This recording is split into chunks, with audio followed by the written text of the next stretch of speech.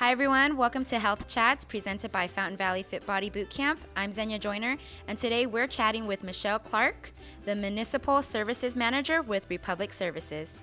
Hi Michelle, how are you? Pretty good, Xenia. Thank you for coming. Thank you for having us, and I love your facility here, and we just want to chat with you today about some of the things that the public doesn't really know about what you really do as far as being environmentally friendly, and what are some things that we can do in the home to help you do your job, okay?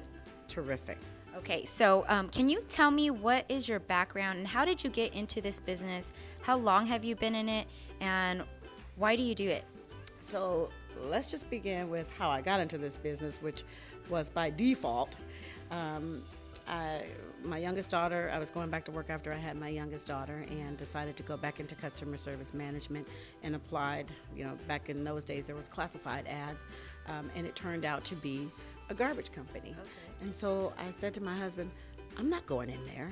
And he says, you may as well. Went all the way down there. I've been doing this now for 31 years. When, I've seen it evolve from just collecting trash, taking it to the landfill, to where we are today, where it's more of a sustainable collection process now, where everything has to be separated and you develop a passion for it. That's why I'm still in it. That's why everything that you want to know today, I'm super excited to let you know, because the public awareness is the key. Right. So how does everyday waste and pollution affect our quality of life and what we do in our walk of our daily routine? Well, let me just tell you that when you aren't paying attention to recycling, obviously recycling doesn't take from our natural resources. We have natural resources that go into making different products. So when you recycle it, we're using less of our natural resources, which are obviously fostering the good health of everybody in the environment with regards to lower pollution, lower emissions, and by far just keeping the water and everything else where it belongs, the trees where they belong, and not in our products that we use every day. Okay. So for the average person who doesn't know what emissions is, can you explain what exactly that is?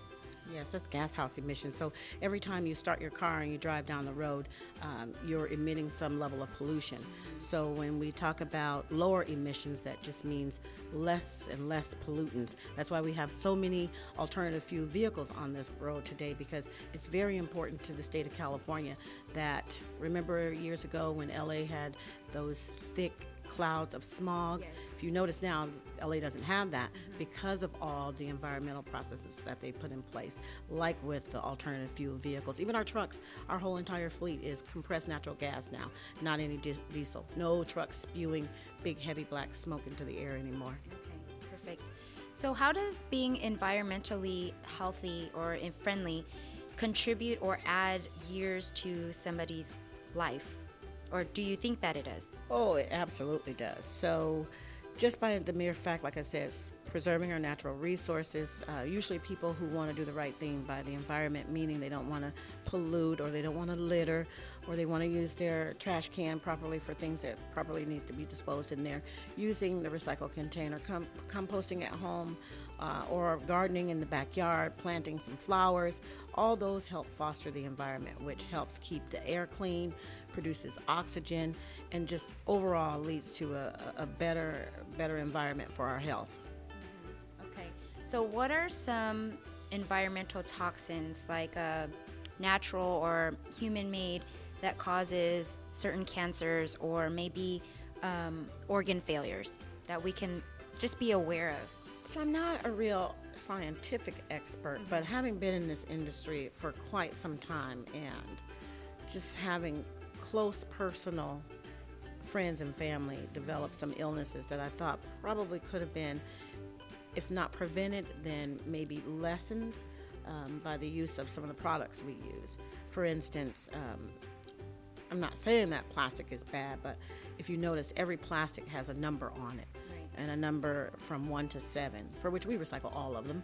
However, the numbers represent the amount of chemicals and what kinds of chemicals that they formed to or used to form that plastic.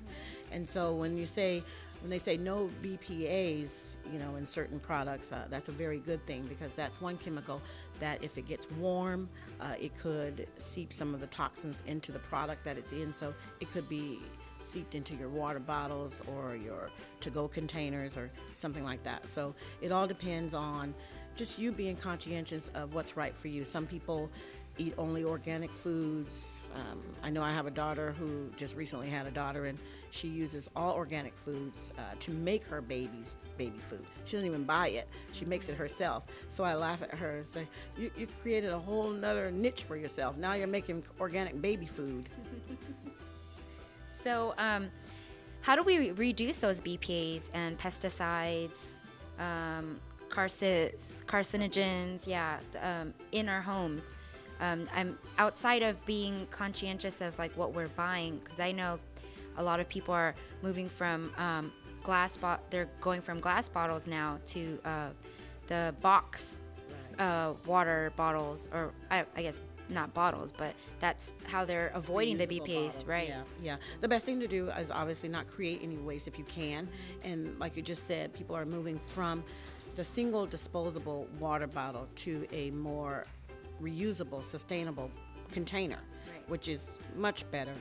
No chemicals are in there. It'll keep it cold and fresh for you all the time. We became such a society of disposables because we're always on the go, but we forget that in the grand scheme of things, at the end of the day, each person creates probably 4.6 pounds of waste a week, and that's a whole lot that can be obviously eliminated or lessened. So just being conscientious of what you're doing, using reusable containers at any given time, no paper plates if you have an opportunity to use real plates, real silverware, flatware if you have an opportunity, use real napkins if you have an opportunity. All of that just lessens the impact of the environment. Okay. I'm always curious when I see big apartment complexes and I don't ever see like recycling bins. Is that a requirement, or how does the Republic Services regulate that? Xenia, that is a very good question. So we still do what we refer to as mixed waste processing. So what that means is that when the trash does come in here, we do sort through it to try to recover any recyclables that we can salvage. So we recover some glass items, plastic items, some cardboard, some paper, metal items, cans. Oftentimes, though, it is contaminated. So, like, the value of the cardboard and the paper is lessened because it does have lasagna on it, and we have to scrape it off. So that's why we are fostering and encouraging source-separated programs, which means the apartment complexes would have one bin for trash and then an additional bin for recyclables, which in the grand scheme of things makes things a lot better. And just so that you know, the state of California, the agency called CalRecycle, they have put the laws in place. It is a mandatory commercial recycling law in place, AB 341. However, if they subscribe to mixed waste processing, they are technically in compliance. But we are in preparation for the day that mixed waste processing may no longer be allowed. So that's why if you call us today, we'll offer you a source-separated solution for your commercial recycling, simply because we think it's the best way to keep the recyclables clean in the waste stream, out of the waste stream, and then it keeps you in real good compliance. And then everyone is aware of recycling. So when you put it in the trash and you just know that we're going to take it out, it doesn't do anything for public awareness or for people letting them know that you see a recycle container. If they're given the opportunity, I believe that they'll use it. Okay. So when you talk about commercial, that includes apartment buildings. Yes. It includes multifamily, what we refer to as multifamily dwellings. So the law applies to multifamily dwellings with 5 units or more. So if you have 5 units or more, they need to explore recycling opportunity. So we're out there. We I'm very well connected in the chamber, and so we're often making sure that everybody knows about the laws, because it's very important that they won't know unless we tell them, and that we make it available to them, and we make it very simple and very easy, because it is. And like I said, it's the best thing for the environment. It's more economically valuable because it's less than the trash service, and it preserves our natural resources, and that's all we're trying to do. The less we take to the landfill, the better we are. Perfect. Okay, so is there anything else you'd like to include for all of those who are watching and listening at home? Well, I think we should add to this segment, Ask Michelle. Everything you know makes you grow.